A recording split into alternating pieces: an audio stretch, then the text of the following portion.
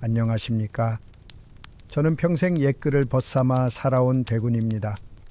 오늘은 화에 대한 이야기를 들고 왔습니다. 그런데 시작하기 전에 먼저 이 말씀부터 꼭 드리고 싶습니다. 화가 나는 것은 결코 잘못이 아닙니다. 마음이 좁아서도 수양이 부족해서도 아닙니다. 사실 화는 사람이라면 누구나 느끼는 아주 자연스럽고 건강한 감정입니다. 요즘 심리학에서도 분명히 말합니다. 화는 우리를 지키기 위한 정당한 감정이라고요. 무언가 부당한 일을 당했을 때 화가 나는 건 내 마음이 건강하게 살아있다는 신호입니다. 무던한 사람은 애초에 화도 안 납니다. 그러니 나는 왜 이렇게 화를 잘 낼까 자책하지 마십시오. 그동안 참 많이 참고 정 깊게 살아오신 까닭입니다. 중요한 것은 이것입니다. 화가 나느냐 마느냐가 아니라 그 화를 어떻게 풀어내느냐. 바로 거기에 우리의 건강과 평안이 달려 있습니다. 오늘은 그 이야기를 5가지로 나누어 차 한잔 나누는 마음으로 풀어보겠습니다. 부디 마음 편히 들어주십시오. 첫째로 드리고 싶은 말씀은 화를 억지로 누르는 것이 답이 아니라는 것입니다. 우리는 흔히 화를 참는 게 어른이라 배웠습니다. 그래서 속이 부글부글 끓어도 꾹 삼킵니다. 그런데 요즘 연구를 보면 화를 무조건 억누르고 삼키기만 하는 것은 오히려 몸과 마음에 해롭다고 합니다. 표현하지 못한 화가 가슴속에 쌓여 답답함과 울화가 되는 것이지요. 그렇다고 화를 마구 터뜨리라는 말은 아닙니다.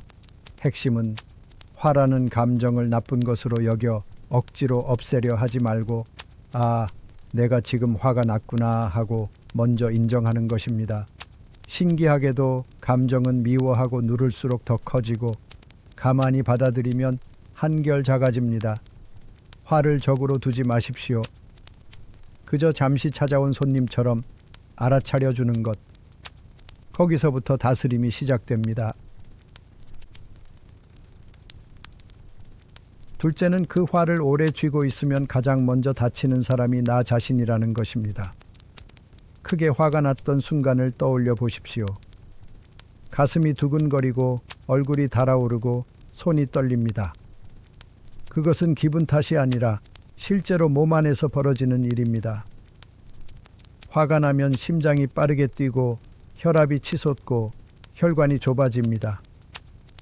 한두 번이야 괜찮습니다. 그런데 이 화를 풀지 못하고 오래 품고 있으면 심장과 혈관에 부담이 차곡차곡 쌓입니다. 실제로 수많은 사람을 오래 지켜본 큰 연구들을 모아보니 화를 자주 내고 오래 품는 사람일수록 심장병에 걸릴 위험이 더 높았습니다. 옛 불교 경전에 이런 말이 있습니다. 분노는 남에게 던지려고 손에 쥔 뜨거운 숯과 같다고요. 던지기도 전에 그것을 쥔 내 손이 먼저 됩니다. 그러니 화를 풀어내는 일은 누구를 위해서가 아니라 바로 내 심장을 지키는 일입니다. 셋째는 이미 지나간 일을 자꾸 곱씹지 말자는 것입니다. 화를 인정하는 것과 그 화를 밤새 곱씹는 것은 전혀 다릅니다.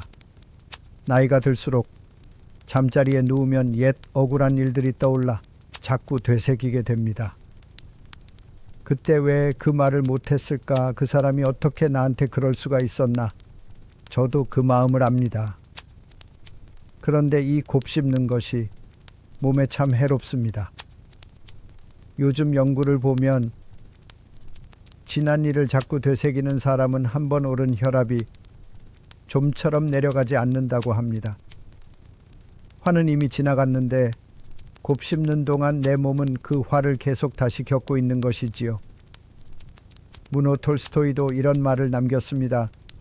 누군가를 미워하는 마음은 결국 미워하는 그 사람을 가장 먼저 갉아먹는다고요. 성경 전도서에도 노를 품지 말라, 노는 어리석은 자의 품에 머문다 했습니다. 그러니 감정은 받아들이되 지나간 억울함을 곱씹는 일만은 가만히 멈추십시오. 그것은 그 사람을 봐주는 것이 아니라 나를 살리는 길입니다.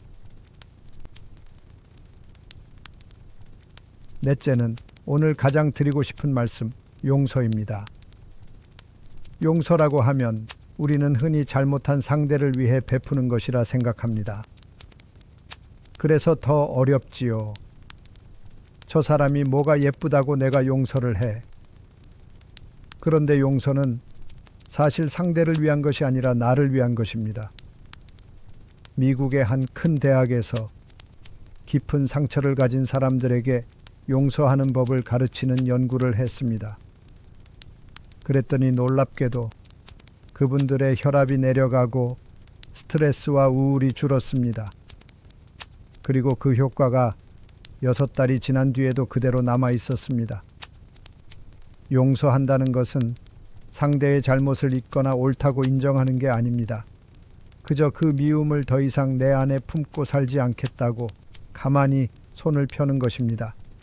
성경에도 서로 용서하라 했고 법정 스님께서도 평생 미움도 욕심도 내려놓는 삶을 말씀하셨습니다. 미움을 쥐고 있으면 그 뜨거운 숯에 내 손이 먼저 댑니다. 용서는 그 숯을 슬며시 내려놓는 일입니다. 그래서 용서는 그 누구보다 나를 위한 것입니다. 다섯째, 마지막은 화를 건강하게 흘려보내는 작은 방법입니다. 가장 좋은 마음가짐은 그러려니 하는 것입니다. 옛 로마의 현인 에픽테토스는 이런 말을 남겼습니다. 우리를 괴롭히는 것은 일어난 일이 아니라 그 일을 바라보는 우리의 생각이다. 같은 일도 나를 무시했구나 하면 화가 나고 그럴 사정이 있었겠지 하면 풀립니다. 모든 일을 내 뜻대로 바꿀 수는 없습니다. 바꿀 수 없는 일은 그러려니 받아들이는 것. 이것이 마음을 지키는 오래된 지혜이자 요즘 심리학이 권하는 가장 건강한 방법입니다. 그리고 몸으로는 숨을 쓰십시오. 화가 확 솟거든 그 자리에서 천천히 6을 세어보십시오. 그 짧은 사이에 이성의 뇌가 다시 깨어난다고 합니다.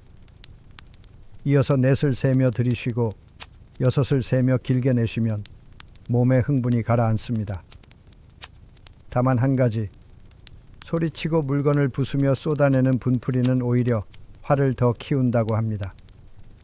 책은담에도 마음을 고요히 가라앉히면 비로소 사물이 바로 보인다 했습니다. 화는 누르는 것도 터뜨리는 것도 아니라 그러려니 받아들여 숨과 함께 흘려보내는 것입니다.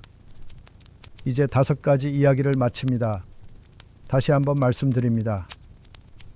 화가 났던 것은 잘못이 아닙니다. 그것은 여러분이 그만큼 마음을 다해 정 깊게 살아오신 까닭입니다. 다만 이제는 그 화를 나쁜 것이라 미워하지도 억지로 삼키지도 마십시오. 화가 났구나 가만히 알아주고 곱씹지 말고 숨과 함께 흘려보내십시오. 그것이 내 심장과 마음을 지키는 나를 위한 길입니다. 오늘 밤 가슴에 묵은 화 하나, 미움 하나를 가만히 손에서 펴보십시오. 거창하지 않아도 됩니다. 딱 하나면 됩니다. 그리고 그 한 가지를 댓글로 백운에게 살며시 들려주시겠습니까? 여러분의 그 한마디가 같은 마음으로 힘들어하는 다른 누군가에게 큰 위로가 됩니다. 긴 이야기 끝까지 들어주셔서 참으로 고맙습니다. 부디 오늘 밤도 마음 편안하시기를 백운이었습니다.